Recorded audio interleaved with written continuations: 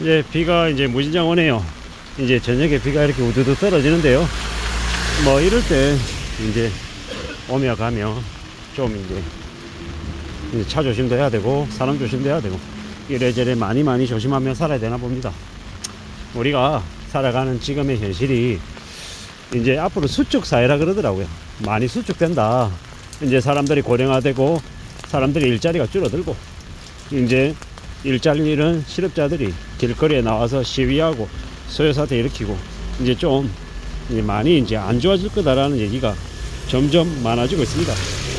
근데 이제 그러면 그럴수록 이제 사람들이 좀 더 이제 사람들과의 이제 거리도 이제 더 늘어나고 잘 사는 동네는 더 잘 살고 치안도 잘 돼 있고 더 그러하고 못 사는 동네는 폐허도 늘어나고 사람들이 이제 점점 암울해지고 암담해지고 우울해질 것 같습니다. 이제 그래서 누군가 어떤 이들은 얘기하더라고. 소득이 높은 곳에 살아야 된다. 뭐 이런 얘기들도 하던데 지방의 소멸도시 지방은 점점 더 이제 소멸하고 사람들이 더 이제 줄어들고 이제 넉넉한 곳 이제 지방세가 잘 거치는 동네는 또 더 잘 살 것 같고 이래저래 이제 격차가 점점 더 벌어질 것 같습니다. 그게 이제 앞으로 우리가 겪게 될 맞이하게 될 이제 사회 모습이 아닐까 라고 생각을 하는데 이제 점점 우려스럽고 점점 이제 두려워하고 염려하며 살아야 될 것 같습니다. 안테나 바닥 세우고 세상이 어떻게 흘러가는지 어떻게 돌아가는지 이런 것들도 관심을 가져야 될 것 같습니다.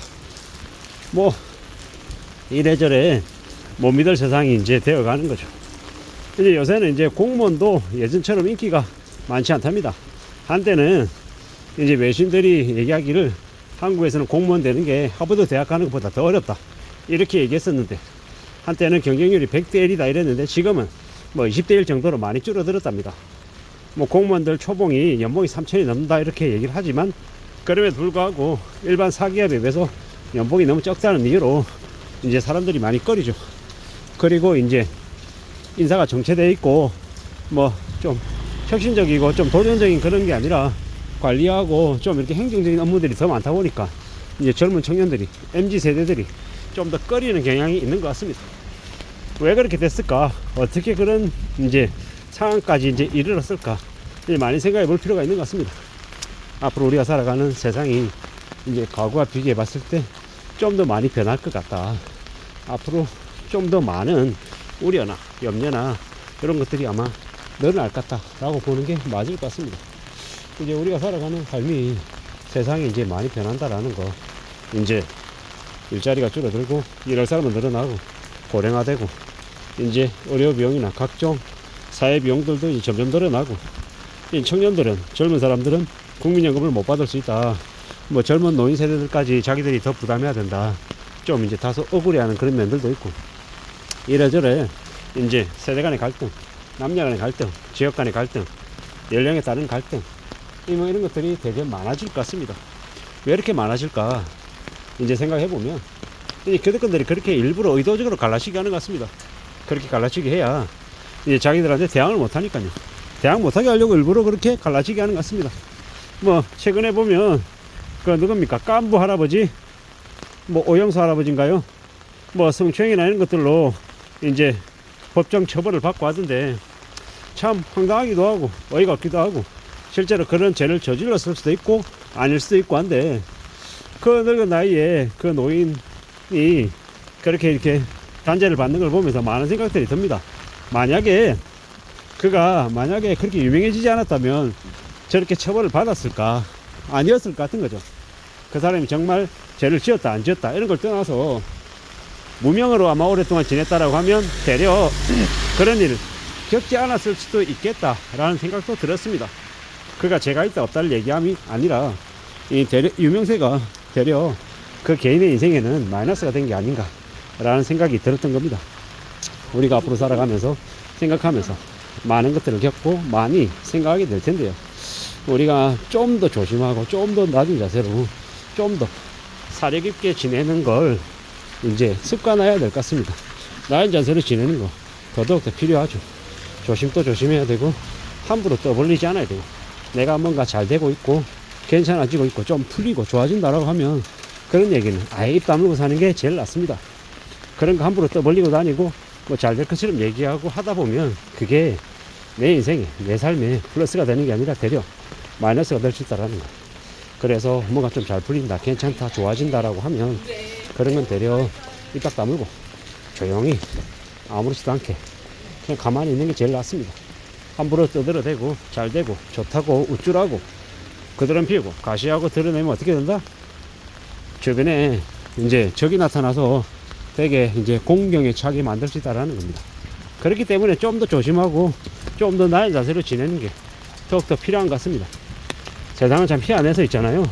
내가 잘 안 풀리고 잘 안 되고 힘들어하면 주변에서 나를 위로해주고 격려해주는 사람들이 늘어나고요.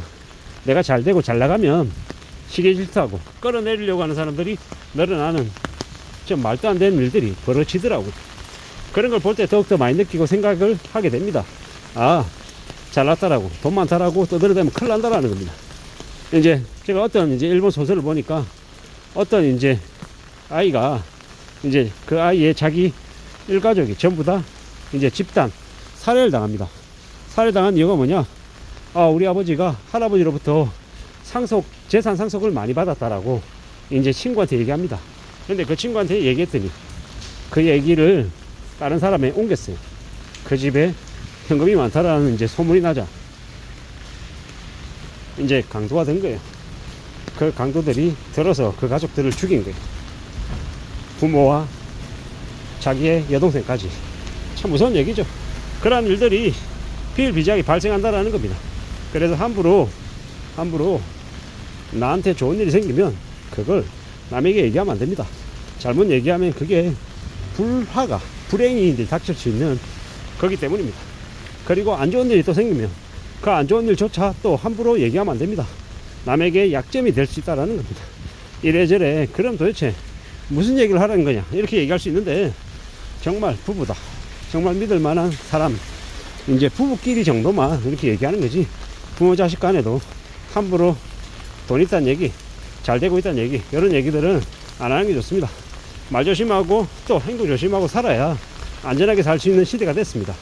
특히나 요즘처럼 불황이 심하고 경제가 안 좋을수록 이제 궁지에 내몰리는 사람이 이제 제정신이 아니면 처지에 내몰리는 사람들이 이제 빚을 갚으려고 이자 내려고 극단적인 말도 안 되는 범죄를 저지르는 경우가 생길 수 있다는 겁니다. 그래서 더욱더 신중하게 조심하게 행동해야 되고 함부로 돈 있다는 얘기, 뭐가 일이 잘 풀린다는 얘기 하면 안 된다는 겁니다.